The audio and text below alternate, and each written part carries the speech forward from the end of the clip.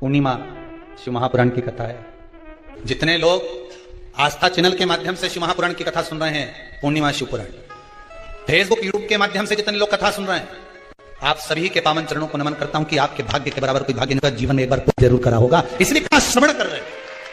People का एक पत्ता, उस पत्ते पर थोड़ा सा चावल, थोड़ा सा चावल। पूर्णिमा की रात्रि को अपने हाथ में लेकर, अपने नयनों से लगाकर, शरीर पर से स्वयं उतारकर उसको दरवाजे के पास रख दीजिए। पूर्णिमा की रात्रि को पूर्ण होने पर उस चावल को दूसरे दिन सूंघ कर बहते हुए पानी में डाल दीजिए। महाराज कितने भी रोग से ग्रसित हो गए, पीपल का एक पत्ता 52,000 ब्राह्मण की साक्षी कराता है। महाराज बहुत ध्यान देना, पीपल के वृक्ष में स्वयं नारायण का, मेरे कृष्ण का वास है। स्वयं भगवान गीता के अंतर्गत कहते हैं कि मैं पीपल का वृक्ष हूं, नारायण उसी में। 52,000 ब्राह्मणों का वासा एक पीपल के पत्ते में होता है। और आपको पहले भी कथा में कहा, गाय, ब्राह्मण, बहन, बेटी, ये सब काल का हरण करने वाले होते, काल को हरने वाले हो। रोग तो मिटाइए, शिव का स्मरण करो। पूर्णिमा के दिन चावल का एक आखा दाना, आखा दाना जानते हो, पूरा खंडित चावल नहीं, कितना चावल, एक दाना चावल का शंकर भगवान के शिवलिंग पर समर्पित करिए। एक बेलपत्र जिसका डंडी का मुख अपनी ओर हो, जहां से चावल चढ़ाया है, उस चावल के ऊपर अपनी कामना कर रख दीजिए। और चंद्रमौली भगवान का स्मरण करिए। कौन से भगवान? शंकर भगवान का सर्वश्रेष्ठ सुंदर नाम है चंद्रमौली। चंद्रमौली भगवान का स्मरण करिए, अपनी कामना कर बेलपत्र समर्पित कर शिव जी पर एक लोटा पानी, एक जल पात्र समर्पित करो, कलश से जल चढ़ा दीजिए, नयनों में वो जल लगाकर अपनी कामना कर वापस घर को आइए। अगली पूर्णिमा आएगी, जो कामना करी है मेरा चंद्रमौली भोलेनाथ उसे पूर्ण कर ही देगा। शिव उपासना के लिए जितनी 12 महीने में पूर्णिमा पड़ती है, एक एक पूर्णिमा का व्याख्यान वर्णन करेंगे। आज तो कथा का महत्तम दिवस है, पहला दिवस है, तो हम उसको महत्व समझें कि पूर्णिमा का महत्व क्या है, हम उसका महत्व समझें कि शंकर और चंद्र का रिश्ता क्या है, संबंध क्या है। भगवान ने जितनी पूर्णिमा बनाई है, जितने नक्षत्र बनाए, जितनी घड़ी बनाई, जितना फल बनाया, जितना समय बनाया, ये शंकर भगवान ने जो बनाया, ये गलत नहीं बनाया, श्रेष्ठता के लिए बनाया, जग के उद्धार के लिए, संसार के उद्धार के लिए बनाया। अब उसका प्रयोग आप करें ना करें, या आपके ऊपर, आप उसका प्रयोग कर रहे हैं ना कर रहे हैं, आपके ऊपर, पर जो बनाया है मेरे भगवान। ये जितनी पूर्णिमा के व्रत हैं, जितने 12 महीने जो पूर्णिमा पड़ती है, पूनम पड़ती है, ये भले दुनिया के लोग कहते हैं कि ये भगवान राधा और कृष्ण से संबंध रखते हैं, राम जी से संबंध रखते हैं, राम और कृष्ण से संबंध रखते हैं, पर इनका यदि सही संबंध समझा जाए, इनके सही संबंध का यदि स्मरण करा जाए, इनके सही संबंधों का यदि वर्णन किया जाए, तो शिव और चंद्रमा के जो मिलन का केंद्र बिंदु है वही पूर्णिमा है। आगे अपन 12 महीने की जो पूर्णिमा की कथा है उसको श्रवण करेंगे।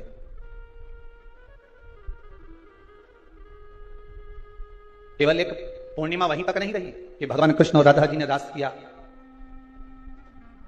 भगवान कृष्ण और राधा जी रास कर रहे हैं, केवल पूर्णिमा वहीं तक सीमित नहीं थी,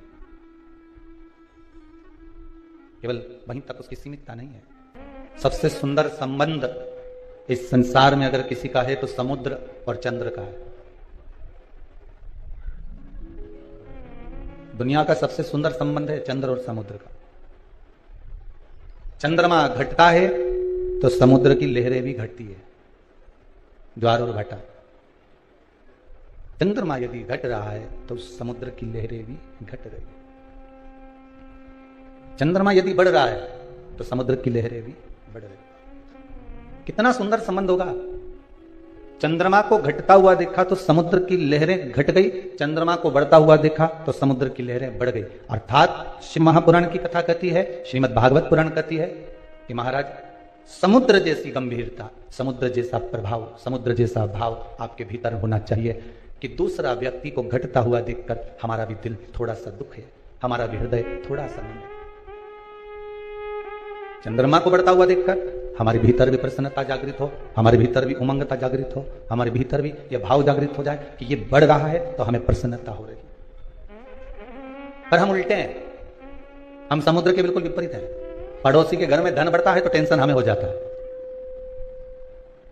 हम दूसरे के सुख को देखकर हम सुखी हो जाएं, दूसरे के दुख को देखकर हम दुखी हो जाएं। ये समुद्र और चंद्र का जो भाव कहा गया है वो एक आनंद देने वाला।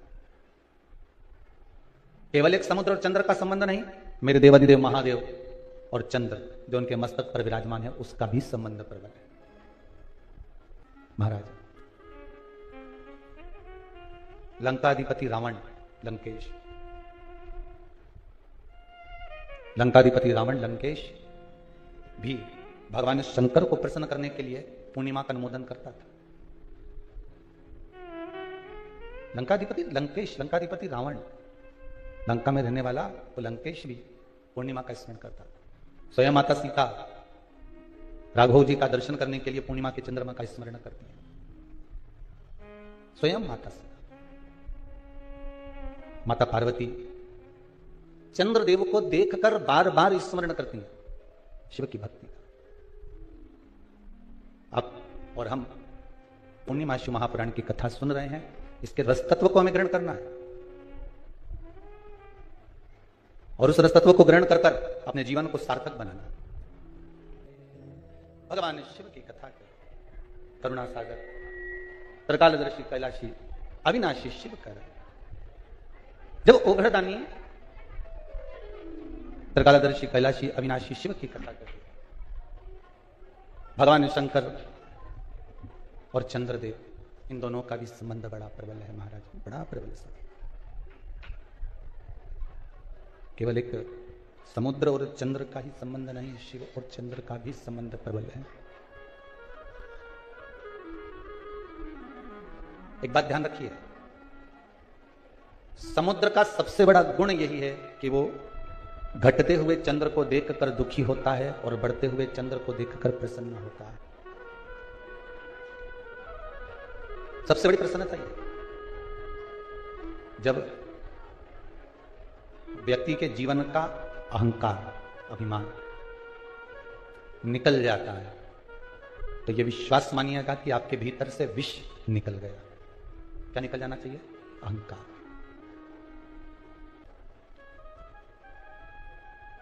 कोई कह रहा था रावण दुराचारी था, ठीक है, पापी था, ठीक है,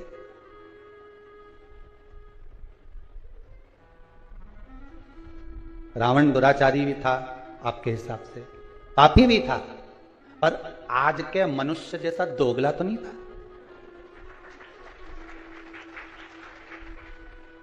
वो पापी था अपनी जगह पर, वो दुराचारी था अपनी जगह पर दोगला नहीं था। आज के जमाने में तो मालूम ही नहीं पड़ता, रावण के 10 मुंह थे वो तो दिखते थे। आज के जमाने में व्यक्ति के कितने मुंह है नजर ही नहीं आते, वो दिखते ही। पर जिसने जो देखा उसे वही दिखा। रावण ने माता सीता का तो स्पर्श भी नहीं करा जब तक लंका में मां जानकी रही, पर आज तक भी अगर पुतला जलता है तो वह रावण का ही जलता है। पुतला सही मायने में जलना था तो दुर्योधन और दुशासन का जलना था, जिसने तो चीर खींच दिया था द्रौपदी का। पर नहीं, जिसने जो देखा, किसी विद्वान ने अगर देखा होगा लंकापति रावण में तो ये देखा होगा कि शिव का उपासक है, शंकर का भगत है, विद्वान है, ज्ञानवान है, उसकी भक्ति, उसका बल बड़ा प्रबल है, उसका भाव बड़ा प्रबल है, उसको नजर आया होगा। पर कुछ अगर देखना है तो एक बात जरूर देखिएगा लंकाधिपति रावण में कि वो पापी भी था, वो दुराचारी भी था, पर दोगला नहीं था।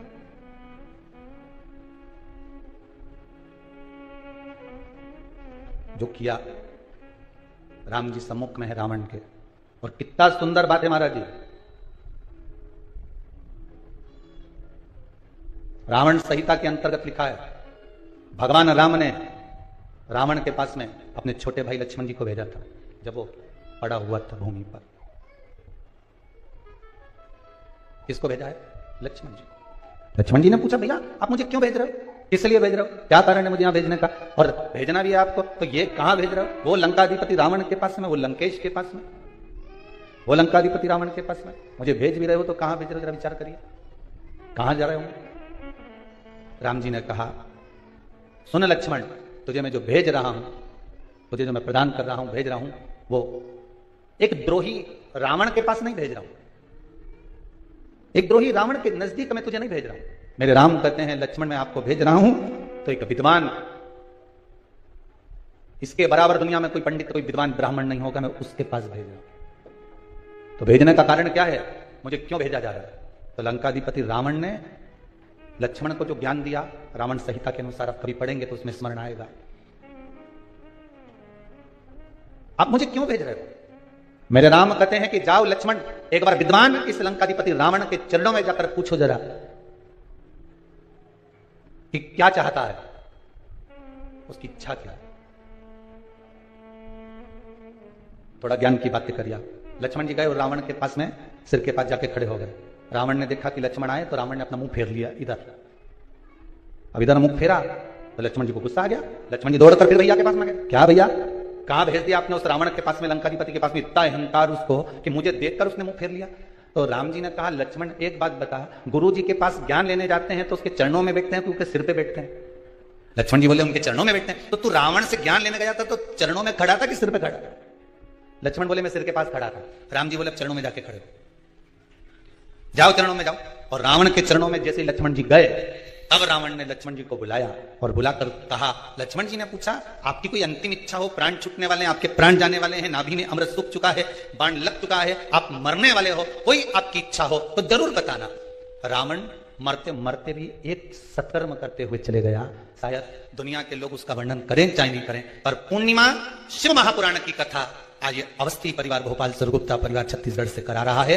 तो इस प्रसंग को अपने जीवन में उतार कर रखना कि मरते मरते रावण एक सत्कर्म कर कर चला गया और लक्ष्मण जी से कहकर चले गया कि हे लखनलाल, मेरे राघव जी से विनती करना, मेरे राम जी से विनती करना कि मेरे जितने राक्षस मरे ये तो मेरे राम जी और लखनलाल जी और उनकी सेना के द्वारा मरे हैं। जो राम की सेना के द्वारा मरे हैं या राम के द्वारा मरे हैं या लखनलाल जी के द्वारा मरे हैं, उनके द्वारा मरे हुए मेरे सारे राक्षस तो उनके हाथ से मर मर के बैकुंठ चले गए, और इतने सारे बंदर ये हमारे हाथ से मरे हैं, इनको बैकुंठ मिलेगा क्या जो हमारे हाथ से मरे? तो लखनलाल जी आप राघव जी से विनती करना कि मेरे प्राण आज दशहरे पर छूटे हैं, पर पूर्णिमा तक इंतजार करना, मेरा अंतिम संस्कार तब करना जब ये बंदरों को भी कुछ अच्छा पद प्राप्त हो जाए, इन बंदरों को भी अच्छा पद प्राप्त हो जाए। रावण का शव पड़ा रहा, मंदोदरी बिलखती रही, रोती रही, विभीषण वाद संवाद राम जी से करते रहे, पूर्णिमा तक पड़ा रहा। तब अंत बिंदु क्या हुआ, जब पूर्णिमा का चंद्र आया तब राघव जी ने कहा, ए चंद्रदेव आप शंकर जी के मस्तक पर विराजमान हो, कृपा करो, इन रावण के साथ वालों का उद्धार तो मेरे हाथ से मरते से हो गया, बस इतनी कृपा और कर दीजिए कि आपकी चंद्रमा की अमृत की बूंद इन बंदरों पर गिरा दीजिए जिससे ये पुनः जीवित हो जाए, इनको अमृत तत्व मिल जाए। ये भक्ति का तत्व है, ये भक्ति का तत्व है। रावण के तब अंतिम संस्कार हुआ। अब सोचिए जाते जाते भी भलाई का काम करके जा रहे हैं, और आज के जमाने में व्यक्ति जाते जाते भी पूरे झगड़े का काम करके जाता है। लिख के जा रहा हूं, ये मेरे शरीर को हाथ नहीं लगा, ये मुझे छुए नहीं। अरे ऐसा कहां का काम, जरा सा झगड़ा हो ही नहीं तो तुम लड़ाई में कह दो मैं तो पांव नहीं धरूंगा तेरे यहां, और तेरा मुंडा नहीं देखूंगा, और मैं तेरे यहां आऊंगा नहीं।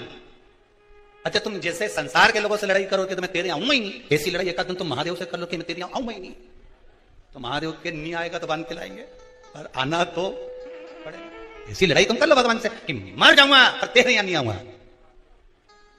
संसार के लोगों से लड़कर तो कह सकते हो कि मैं तेरे यहां नहीं आऊंगा, झगड़ा कर लिया, लड़ लिए, बोल दिया, अपशब्द ताने कर दिया, पर भगवान से लड़कर कर दे तो हम तुम्हारे यहां नहीं आएंगे, जा तुमसे जो बन जा कर लो, जाओ कर लो,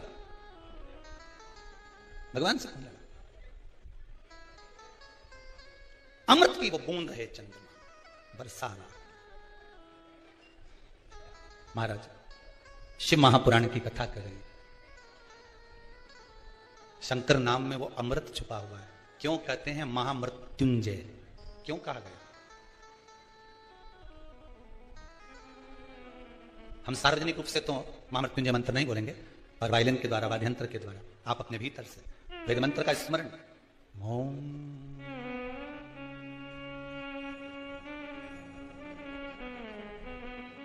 क्यों करा जाता है पूर्णिमा का व्रत? पूर्णिमा का व्रत करने का कारण क्या है बताइए? आप इतने सालों से कर रही हो, कई माताएं कर रही होंगी पूर्णिमा का व्रत, एक समय फलाहार करती हैं, एक समय भोजन करती हैं। भोजन में खीर का होना जरूरी होता है पूर्णिमा के व्रत में, दूध की सामग्री होना जरूरी होती है पूर्णिमा के व्रत में। 12 महीने की पूर्णिमा करो मना नहीं है। और पूर्णिमा उठाने का भी समय होता है चैत्री, चैत्र के महीने की जो पूर्णिमा होती है चैत्री पूर्णिमा पहली पूर्णिमा मानी जाती है, इसलिए चैत्री पूर्णिमा को सिद्ध पूर्णिमा कहते हैं, कार्य सिद्धात्री पूर्णिमा कहते हैं, सिद्ध करने वाले। मनोरथी पूर्णिमा कहते हैं, मनोरथी पूर्णिमा। इसलिए पूर्णिमा का व्रत कहां से उठाया जाता है? चैत्र के महीने की पूर्णिमा से पूर्णिमा का व्रत उठाया जाता है। कि मैं महीने की पूर्णिमा करूंगी तो चैत्र पूर्णिमा से उसको उठा लिया जाता है। पर उसका एक नियम रहता है, आप फलाहार करें अपनी जगह पर है, पर एक समय भोजन कर रहे हैं वो अपनी जगह, पर भोजन के साथ में मीठे के साथ थोड़ा दूध की सामग्री होना जरूरी होती है। और क्यों करते हैं पूर्णिमा का व्रत, किस लिए किया जाता है, क्यों करा जाता है, उसका व्याख्यान वर्णन शिव महापुराण के अंतर्गत स्कंद पुराण में लिखा गया। स्कंद पुराण में वर्णन किया है श्री वेदव्यास जी महाराज ने। कहा यह पूर्णिमा का व्रत इसलिए किया जाता है कि व्यक्ति का जब मन गलत भ्रम में जाने लगता है, मन जब गलत जगह पर जाने लगता है, तो ये मन को गलत जगह पर ले जाने वाला कौन होता है? तो कहा यह चंद्र होता है। व्यक्ति की राशि के अंतर्गत, व्यक्ति की पत्रिका के अंतर्गत, व्यक्ति की ग्रह दशा के अंतर्गत जब चंद्र बेकार चलता है तो व्यक्ति अच्छा करते करते भी बेकार करने लग जाता है। चंद्र डोल रहा है। कई माताएं कहती हैं गुरुजी हमारे बेटे को आशीर्वाद दीजिए, बहुत गलत संगत में जा रहा है, मतलब समझ जाना कि चंद्र गड़बड़ जा रहा है। बेटी अगर गलत मार्ग पर जा रही है, बेटी अगर गलत संगत में जा रही है, किसी अन्य व्यक्ति को आकर्षित हो, चंद्र गड़बड़ हो रहा है, उसका चंद्र कहीं जा रहा है। कोई पुरुष, कोई लड़का, कोई गलत मार्ग पर जा रहा है, चंद्र गड़बड़ हो रहा है।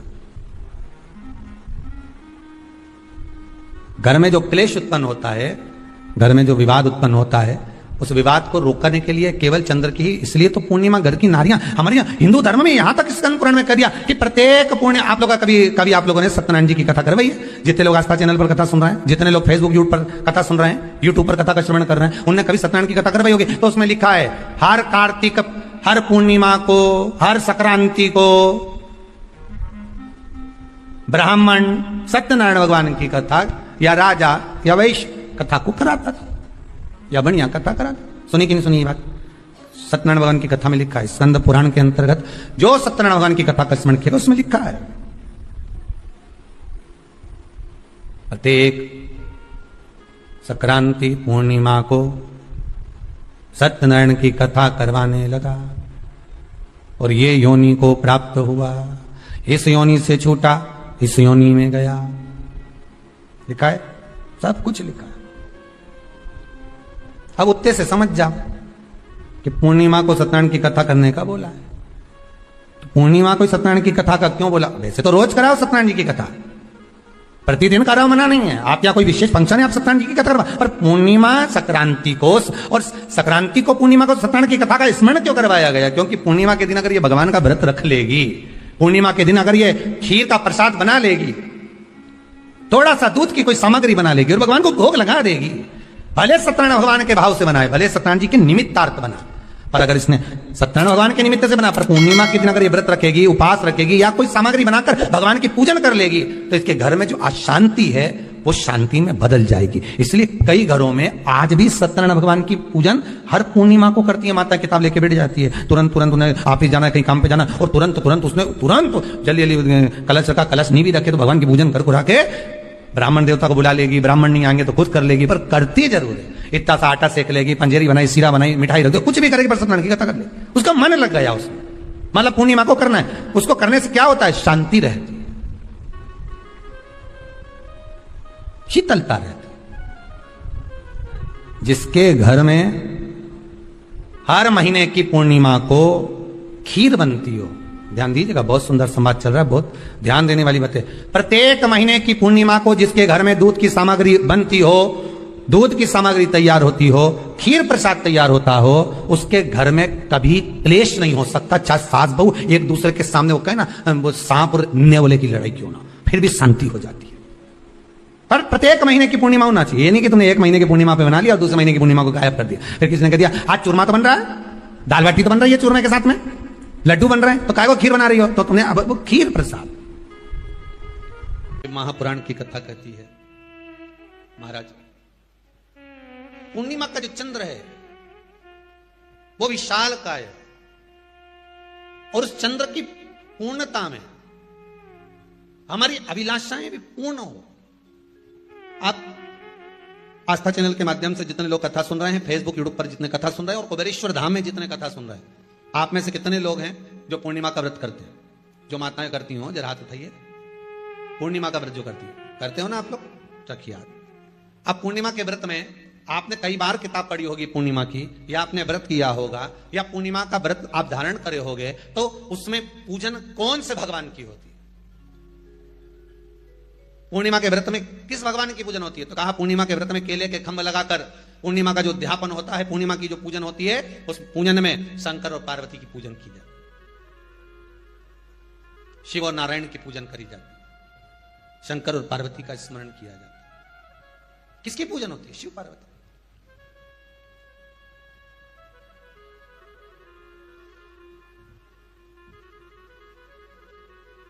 क्यों शंकर और पार्वती का पूजन क्यों करा जाता है पूर्णिमा के व्रत में?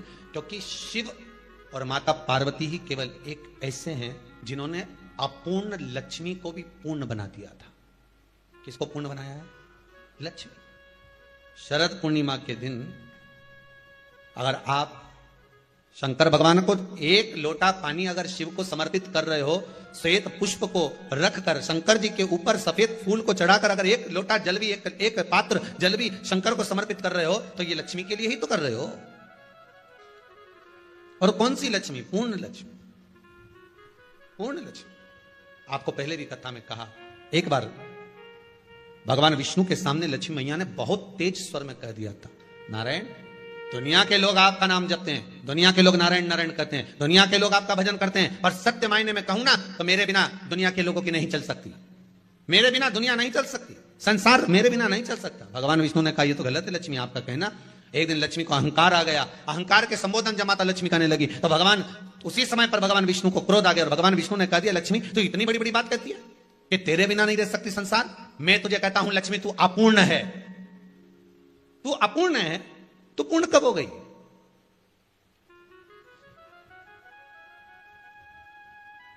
तेरी पूर्णता कहां हो गई? लक्ष्मी की आंख से आंसू बहने लगे, आज आपने मुझे अपूर्ण कहा है। आपको मालूम है आप मुझे अपूर्ण कर रहे हो? आपको यह ज्ञात हो रहा है आप मुझे अपूर्ण कर रहे हो? भगवान कहते हैं हाँ लक्ष्मी मैंने तुझे अपूर्ण कहा है। अपूर्णता का मतलब आप जानते हो ना? भगवान कहते हैं लक्ष्मी मैं सब जानता हूं। लक्ष्मी रोती हुई माता सरस्वती के पास पहुंच गई। सरस्वती ने पूछा क्या बात है लक्ष्मी, क्यों रो रही हो? लक्ष्मी जी ने कहा क्या बताऊं सखी, मेरे पति ने आज मुझे अपूर्ण कह दिया है। तो क्यों रो रही है तू? अपूर्ण अगर कह दिया, पति ने ही तो कहा है ना, तो क्यों रोना? चल मेरे साथ में। और सरस्वती मैया माता लक्ष्मी को लेकर सीधे पहुंच गई माता पार्वती के यहां। माता पार्वती के यहां जब पहुंची, माता पार्वती ने लक्ष्मी जी को देखा और सरस्वती को देखा तो पूछा कि बात क्या है, क्या हो गया ऐसा, क्या हुआ, क्या है ऐसा जो तुम दोनों आज मेरे पास में आई? क्या हुआ? पार्वती जी कुछ बोलती, शिव जी का ध्यान माता सरस्वती की ओर और लक्ष्मी की ओर गया, और भगवान शंकर जान गए कि आज भगवान नारायण ने लक्ष्मी जी को अपूर्ण कहा है। अब देखें माता पार्वती क्या कर सकती है, इसको पूर्ण बनाने के लिए करेगी क्या?